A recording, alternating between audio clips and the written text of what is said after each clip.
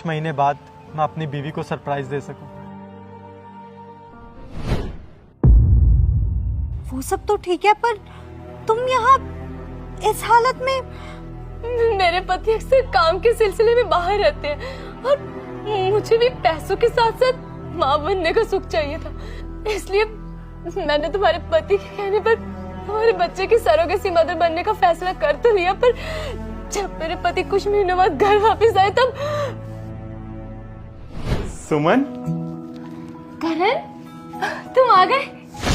सुमन, ये सब क्या है? तुम प्रेग्नेंट कैसे हो सकती हो? करण, वो सरोगेसी से। सरोगेसी से मतलब? देखो करण, माना कि तुम बाप नहीं बन सकते, लेकिन मैं तो माँ बनना चाहती थी ना। मुझे माँ बनने का सुख चाहिए था, इसलिए मैंने एक आदमी के साथ मिलकर डील कर ली और उनके बच्चे की सरोगेसी मदर बनने के लिए रेडी हो गई।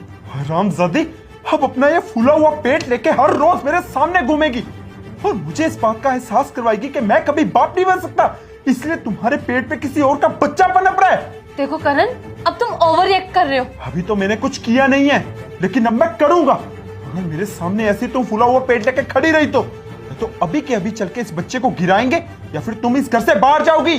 ये तुम क्या कह रहे हो करण? जल्दी से फैसला करो। करण, ये पागलपन है। हो गया फैसला।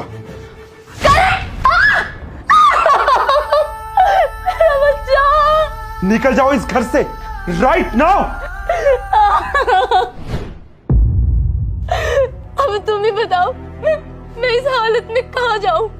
इसलिए मैंने सोचा कि मैं मदद के लिए तुम्हारे पास आ जाती हूँ।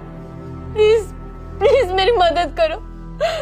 देखो, मेरे लिए ना सही पर इस बच्चे के लिए सही। अब कुछ महीनों बाद वैसे भी तो ये बच्चा तुम्हारा हो जाएगा ना। प्लीज प्लीज मेरी मदद कर दो, बहुत दर्द हो रहा है। बहन, तुम बिल्कुल चिंता मत करो, मैं तुम्हारा पूरा ख्याल रखूंगी, जैसे एक प्रेग्नेंट औरत का रखा जाता है। और ये बच्चा सिर्फ मेरा ही नहीं, तुम्हारा भी होगा।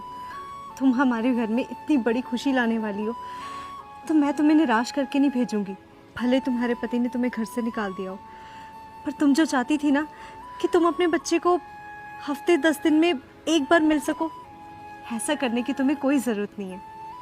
बच्चा होने के बाद तुम हमारे साथ हमारे इसी घर में रह सकती हो और सिर्फ माँ बनने का सुख नहीं, माँ होने का सुख भी ले सकती हो।